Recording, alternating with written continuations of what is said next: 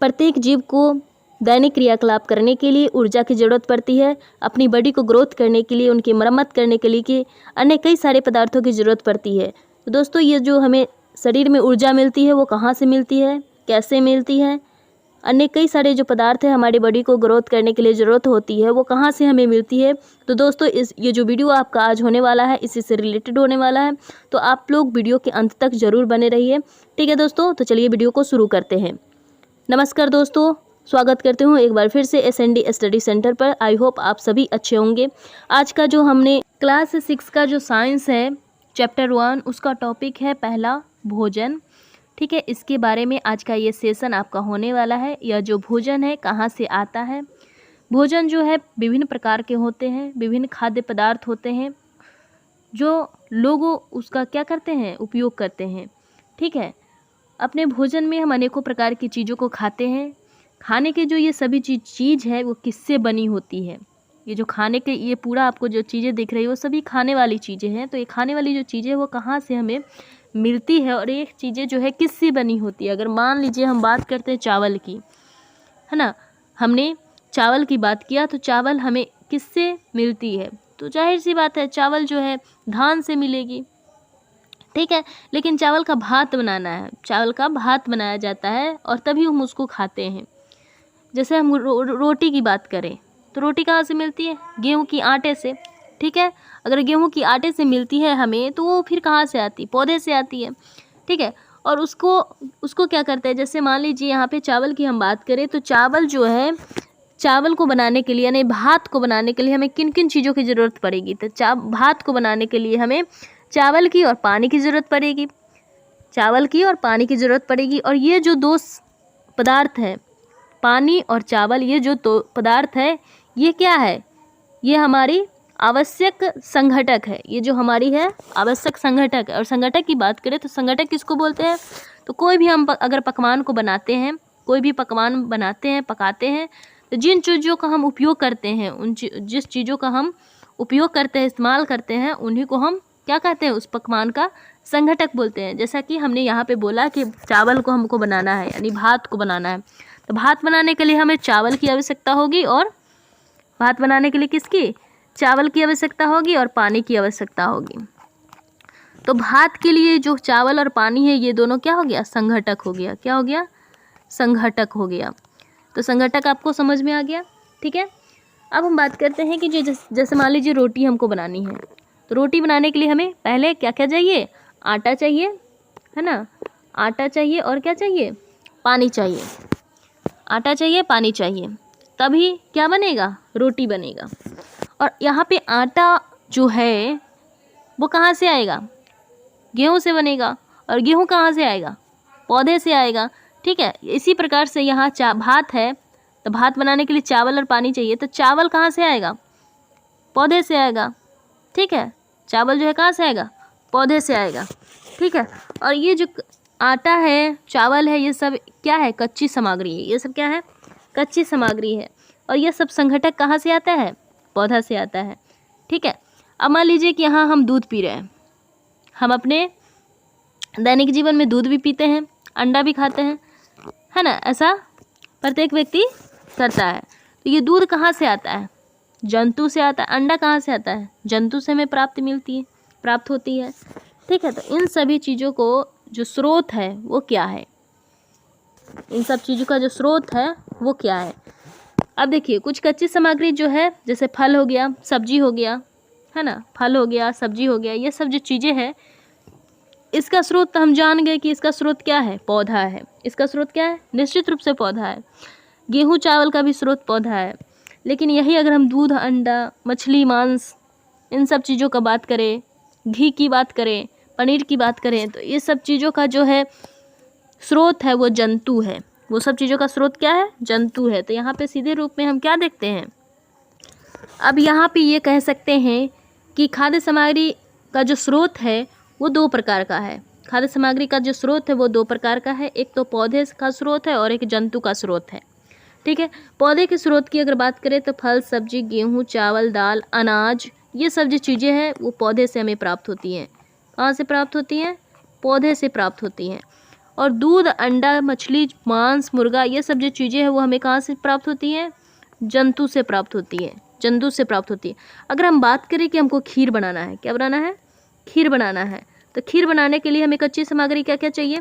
हमें चाहिए चावल, है ना, हमें चाहिए चीनी, हमें चाहिए दूध, है ना, चावल, चीनी और दूध चाहिए, तो ही हमारा क्या बनेगा? खीर बन पाएगा।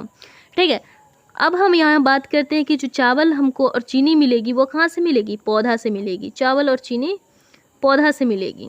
चावल जो है पौधा से मिलेगी, चीनी जो है कहाँ से मिलेगी? ईख से मिलेगी, ईख की पौधा से, ईख की पौधा से। और ईख कहाँ से मिलेगी? ये भी पौधा से, ईख भी क्या है? एक पौधा है। दूध की बात करें, दूध की, तो दूध कहाँ से मिलेगी? दूध जो है जंतु से मिलेगी, दूध जो है जंतु से मिलेगी। ठीक है, अब बात करते हैं कि भोजन के रूप में पौधे के भाग और जंतु उत्पाद। ठीक है, कि भोजन के रूप में हम पौधे के कौन कौन से भाग को खाते हैं और जंतु के कौन से उत्पादन को खाते हैं। ठीक है, तो पौधे की कौन कौन से भागों को खाते हैं, तो पहले पौधे के भाग के बारे में जानते हैं। ठीक है, देखिए यहाँ पे दिया हुआ है, एक जड़ है और एक उसके ऊपर का भाग है।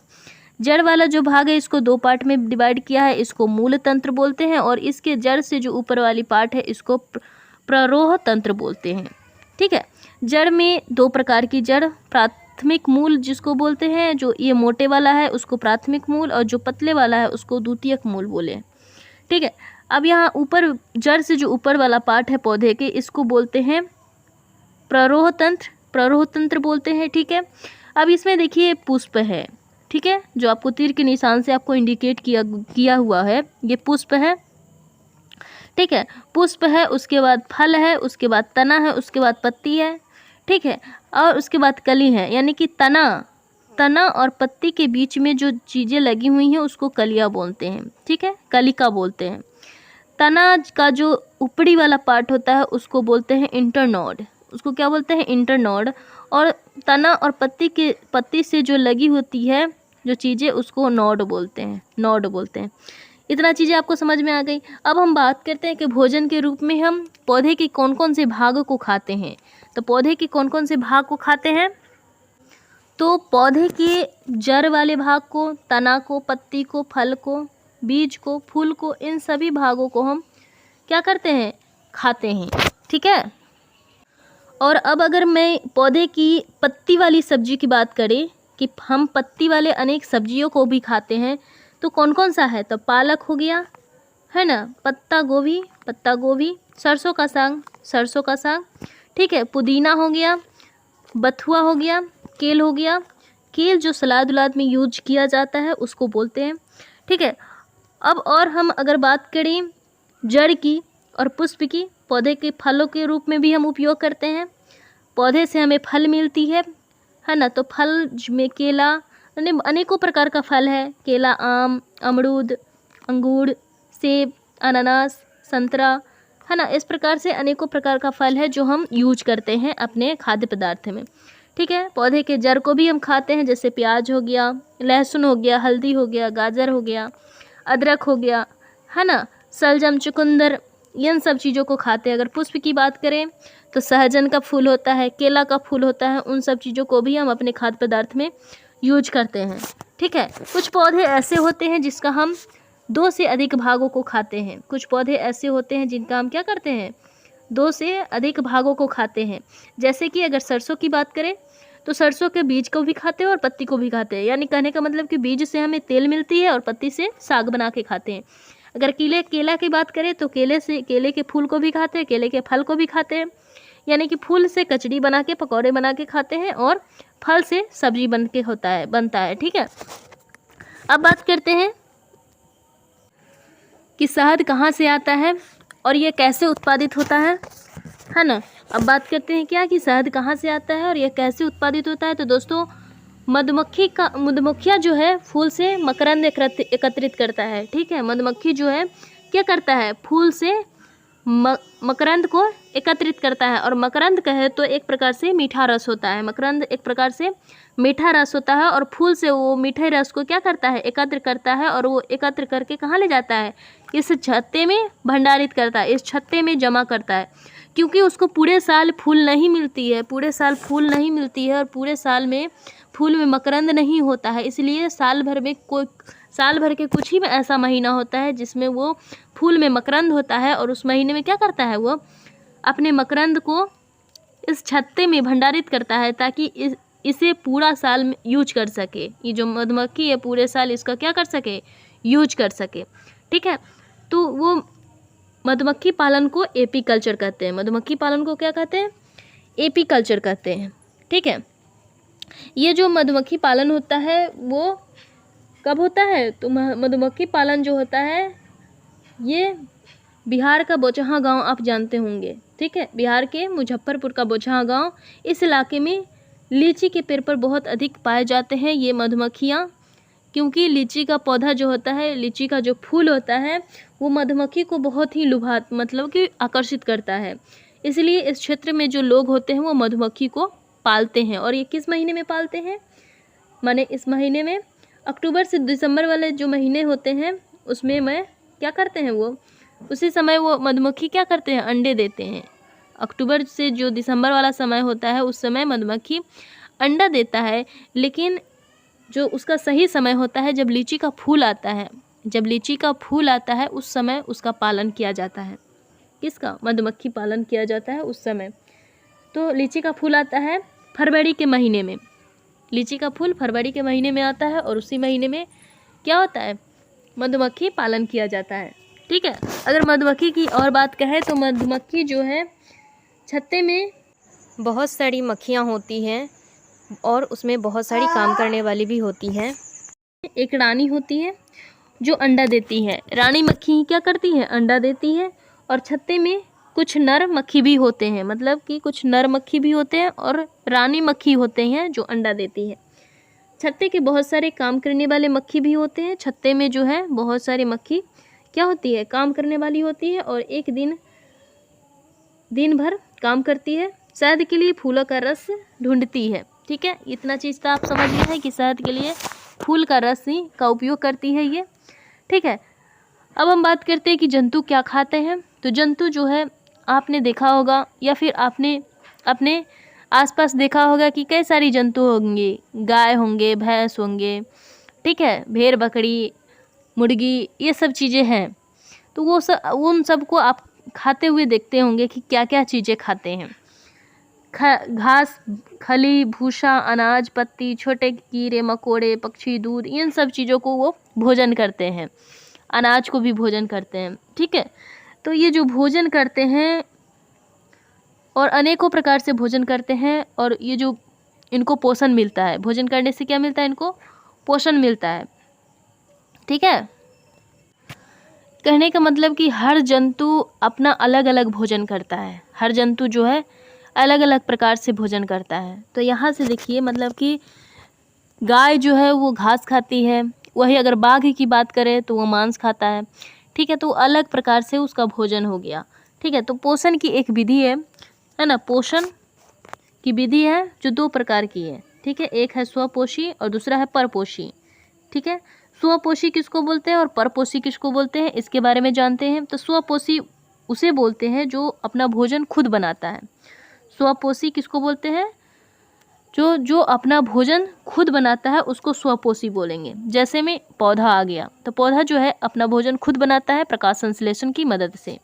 पौधा जो है प्रकाश संश्लेषण की मदद से क्या करता है, अपना भोजन जो है खुद बनाता है, तो वो हो जाएगा स्वपोषी। अगर वहीं पे परपोषी की बात करें तो परपोषी स्वपोषी जैसा नहीं है, वो स्वपोषी पर डिपेंड रहता है। परपोषी जो है क्या है, स्वपोषी पर डिपेंड रहता है। जो जीव किसी अन्य जीव से भोजन लेता है उसको परपोषी बोलेंगे। स्वपोषी पर तो डिपेंड रहता ही है और साथ में उसका दूसरे पर भी क्या रहता है, जैसे गाय हो गया, तो गाय जो स्वपोषी पर डिपेंड है, वो घास खाता है तो स्वपोषी पर डिपेंड हुआ, और दूसरे जीव पर भी डिपेंड हुआ। जैसे कि बाघ है तो वो मांस खाता है, तो वो दूसरे जीवों पर डिपेंड हुआ, तो वो परपोषी हो गया। ठीक है, तो अब ये परपोषी जो है 3 प्रकार के होते हैं। ये जो परपोषी है, परपोषी में 3 प्रकार है। परपोषी में 3 प्रकार है, एक शाकाहारी है, दूसरा मांसाहारी, तीसरा सर्वाहारी, है ना। अब तीनों के बारे में जानते हैं कि शाकाहारी, मांसाहारी और सर्वाहारी किससे बोलते हैं। तो शाकाहारी जो है, जो केवल पौधे को खाएगा, केवल पौधे को जो खाएगा उसको हम शाकाहारी बोलेंगे। ठीक है, केवल जो पौधे को खाएगा उसको शाकाहारी बोलेंगे। जैसे हिरण हो गया, गाय हो गया, खरगोश हो गया, ये सब चीज़ें शाकाहारी हैं। ये सब जो जंतु है ये कैसा जंतु है? शाकाहारी जंतु है। अगर वही मांसाहारी की बात करें तो जो केवल मांस खाता है, जो क्या करता है, किसी अन्य जंतु का मांस खाता है, उसे मांसाहारी कहते हैं। जैसे कि शेर हो गया, बाघ हो गया, कुत्ता बिल्ली, इन सब चीज़ों को, इन सब जंतुओं को मांसाहारी बोलते हैं। अगर वहीं पे सर्वाहारी की बात करें तो सर्वाहारी दोनों चीज़ों पर डिपेंड करता है। वो जंतु पर भी डिपेंड करता है और पादप पर भी डिपेंड करता है। तो वो दोनों चीज़ों को खाता है, उसको हम सर्वाहारी बोलेंगे। जैसे में मनुष्य भी आएगा, बंदर हो गया, गिलहरी हो गया, कौवा हो गया, भालू, गौरैया आदि, इन सब जो जंतु है ये सर्वाहारी जंतु है। यहाँ पे गिलहरी की बात करें, तो गिलहरी जो है किसी भी चीज़ों को कुतरते रहता है। क्यों कुतरते रहता है? क्योंकि इसका जो दांत है वो हमेशा बढ़ते रहता है, जीवन भर बढ़ते रहता है। और ये जीवन भर बढ़े नहीं, ये कुतरने से इसका दांत जो है छोटा होता है, इसलिए ये कुतरते रहता है। ठीक है, अब हम क्वेश्चन की बात करते हैं। तो दोस्तों क्वेश्चन ये ऐसा है, पहला क्वेश्चन है आपका कि क्या सभी जीवों को एक ही किस्म की भोजन की आवश्यकता होती है? तो नहीं दोस्तों, सभी जीव को एक किस्म की भोजन की आवश्यकता नहीं है। जैसा कि आपने देखा कि कोई शाकाहारी है, कोई मांसाहारी है, कोई सर्वाहारी है, तो सभी जीवों को एक प्रकार की भोजन की आवश्यकता नहीं होती है। ठीक है, दूसरा क्वेश्चन है आपका कि 5 पौधों का नाम लिखना है और बताना है कि कौन सा जो भाग है पौधे का, कौन सा भाग को हम खाद्य पदार्थ के रूप में करते हैं। तो इससे पहले हम आपको इस नोट्स में बता दिए हैं। जैसे पालक हो गया, है ना, पालक हो गया, मूली हो गया, गाजर हो गया, इन सब चीज़ें जो है, पालक का हम पत्ता का उपयोग करते हैं, पत्ता वाले भाग को खाते हैं। मूली हो गया, गाजर हो गया, चुकंदर हो गया, इन सब चीज़ों को जड़ को खाते हैं। फूल गोभी हो गया, इनको हम क्या खाते हैं? फूल गोभी, इसको हम फूल को खाते हैं। ठीक है, तो इसका जो नोट्स है इसमें आपको बता दिया गया है, वहाँ से 5 पौधे का नाम आप लिख लीजिएगा। ठीक है, अब यहाँ पे हम बात कर रहे हैं इस कॉलम को मिलाने के लिए। ठीक है, तो ये जो कॉलम है आपको यहाँ पे दिख रहा है, जैसे कि कॉलम 1 और कॉलम 2 दिया हुआ है। कॉलम ए में दिया है दूध, दही, पनीर और घी। दूध, दही, पनीर और घी। अब ये बात कर रहे हैं कि दूध, दही, पनीर और घी जो है कहाँ से मिलती है। ठीक है, तो दूध, दही, पनीर और घी ये क्या है? दूसरे जंतु को खाते हैं या पादप उत्पाद खाते हैं, सब्जी है या सभी जंतु उत्पाद है? ये जो है दूध, दही, पादप और घी, ये सभी क्या है? जंतु उत्पाद है। ये सभी जो है क्या है? जंतु उत्पाद है। पालक हो गया, फूल गोभी और गाजर हो गया, ये जो है क्या है? ये जो है पालक, फूल गोभी और गाजर, ये सभी सब्जी है। क्या है? सब्जी है। शेर और बाघ जो हो गया, ये क्या है? दूसरे जंतु को खाता है। शेर और बाघ जो हो गया दूसरे जंतु को खाता है।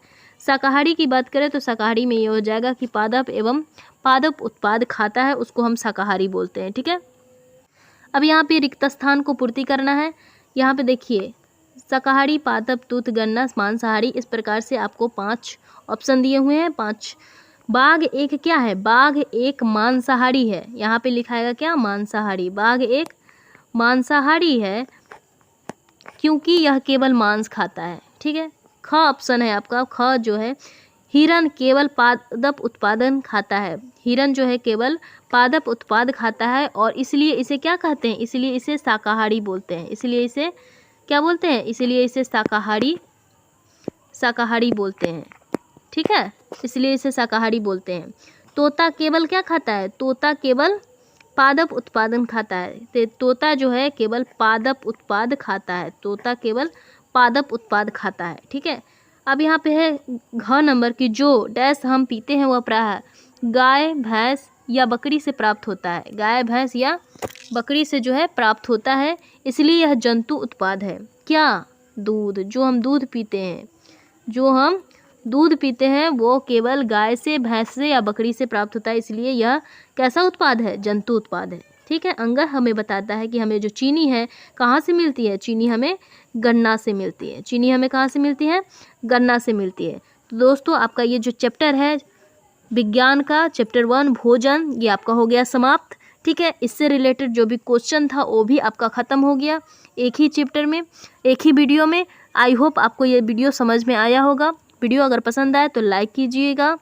मेरे चैनल पे अगर आप नए हो तो मेरे चैनल को सब्सक्राइब कीजिएगा, है है ना, बेल आइकन को प्रेस कीजिएगा ताकि हर नोटिफिकेशन जो है आप तक पहुंचती रहे और ऐसा ही इन्फॉर्मेटिव वीडियो जो है आपको देखने को मिले।